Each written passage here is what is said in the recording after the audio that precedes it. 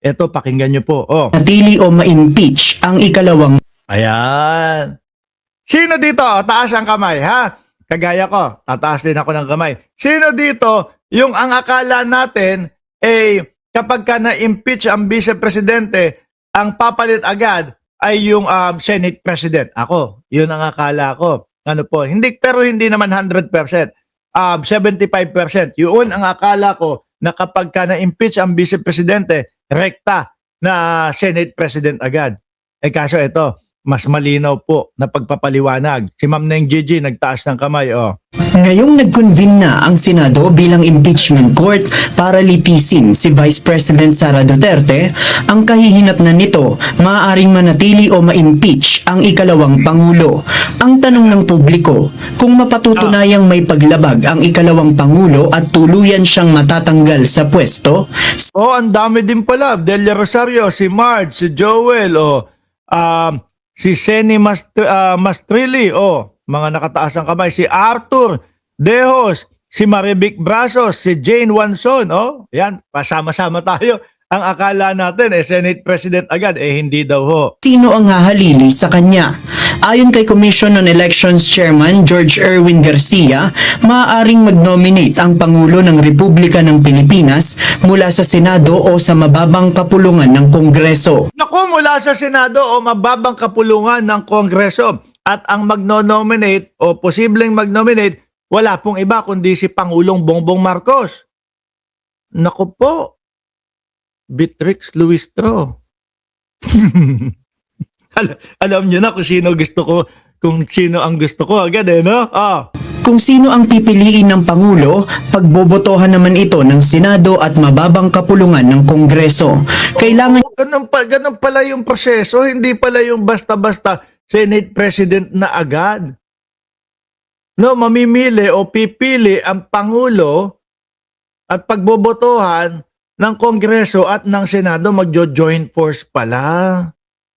Sa Senado at Kongreso, ino-nominate ng Presidente. Nako po, Jerbil Luistro. Sabi ni Sir Paulo, si Auntie Claire, nako hindi po, Yusek po si si Attorney Claire Castro, si Auntie Claire no?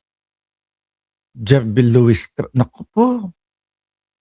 De Lima, maaari, pwede, pero mas mukhang para ho sa akin mga kababayan, mas mukhang malakas yung pwersa ni Beatrix Luistro niyang makuha ang mayorya ng magkahiwalay na boto ng Senado at ng Sa Senado. Tayo na wag na yan, wag na dyan. Magugulo lang ho yan. Kilala na natin yung mga senador natin Ano po? Ewan ko, bigla na lang bigla na lang paiba-iba Depende doon sa Ito nga, naririnig ko parang pinag-iisipan ngayon ni JB Ejercito yung pag-aalok sa kanya na maging majority leader. Wag na dyan, no? Sa Congress na lang. Kamara para maupo sa pwesto. Nakasaad dito sa Article 7, Section 9 ng 1987 Constitution. Nakalagay po sa provision ng Article 7 of the Constitution dahil sa impeachment na pinag-usapan, in case of vacancy, sa posisyon na halimbawa po ay Vice President halimbawa, in case of vacancy, ang papalit po dyan ay pipili ang Pangulo ng isa sa Kumbaga siya na yung pipili para siguradong makikitulong no sa trabaho ng Pangulo kasi po tingnan nyo, walang kwenta mga kababayan. Simula po nang naupo si Pangulong Bongbong Marcos gusto na nila agawin yung kapangyarihan, gusto na nila agawin yung pagiging presidente, mga bossing. 'Di ba? Walang kwenta. Ngayon sisiguraduhin na talagang kakampi ng Pangulo at talagang tutulong kay Pangulong Bongbong Marcos. Huwag nyo nang isigaw yung pangalan ni Beatrix Luistro. Mukhang yan naman ang malakas miyembro ng Senado o pamababang kapulungan. Dagdag ni Chairman Sandali. Tama ito. Tama si Roel Bello. nawala na ang issue ni Marcoleta ukol sa SOSE? Oo nga naman. Ano po? Sana maibalik yon. Garcia, pwede rin namang magpatawag ng special election ang Senado para bumoto ang publiko. Gayunman, bilyon-bilyong piso ang gagastusin Hindi.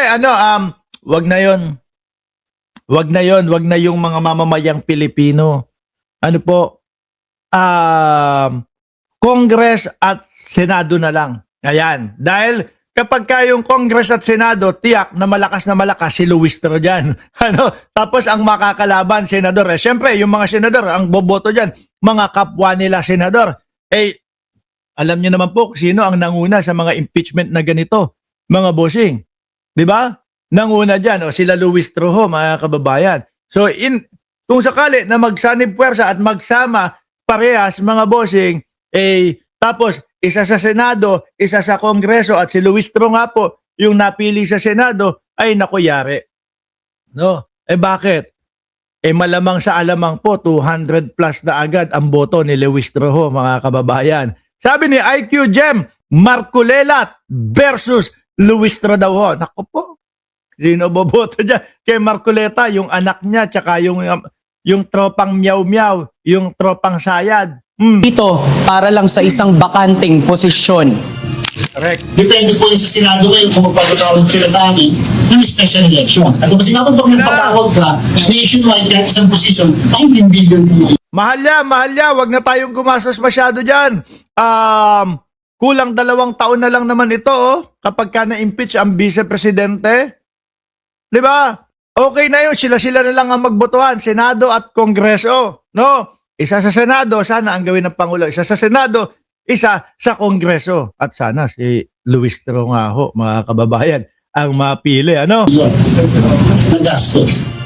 Ayon sa COMELEC, nangyari na ito noon sa panahon ng panunungkulan ni dating Pangulong Gloria Macapagal Arroyo. Matapos ang EDSA People Power 2 Revolution kung saan napatalsik si dating Pangulong Joseph Estrada, si Arroyo ang umupo bilang Pangulo mula sa pagiging Vice-Presidente. At dahil nabakante ang posisyon ng ikalawang Pangulo, ninominate ni Arroyo si Senator Chofisto Ginggona Jr. para umupo bilang ikalawang Pangulo ng Pilipinas. Nakakuha naman ito ng majority vote sa parehong kapulungan ng Kongreso kaya siya naupong Vice-Presidente. Siya ang natatanging Vice-Presidente sa kasaysayan ng Pilipinas na hindi dumaan sa national election. Nagsilbi siya sa loob ng higit 3 taon mula February 7, 2001 hanggang noong June 30, 2004. Pero sino kalaban niya? Wala lang, siya lang. Basta nakakuha lang ng majority na boto. Imalay niyo, si Luistro talaga. Di ba, mga kababayan? Kasi ako, mga bossing, sa Senado ang gulo na. At kilala na natin yung mga karakas ng mga senador, mga kababayan. Doon sa Kongreso, ito nakikita po natin. At saka mas mataas ho, mga bossing.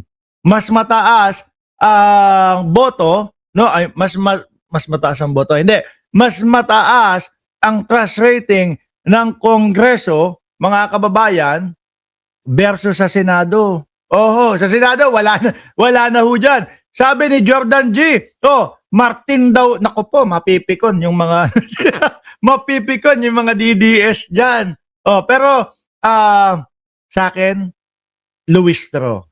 Sabi ni Ronnie De Guzman, subscribe muna tayo sa $665 daw po. Tuloy. JP Nunez, UNTV, News and Rescue. Diyos ang aming sandigan, serbisyo publiko ang aming pinahahalagahan. Ayan. Sabi ni Jordan G, mas effective si Luistro sa Congress. Sayang ang galing niya kung magiging VP siya na spare tire. At least malalaman na natin agad kung paano siya kumilos, kung paano siya hahalili, kung paano siya kikilos kapag ang ating presidente ay nasa ibang bansa at siya yung magiging caretaker. Alam na natin, mga kababayan. Di ba?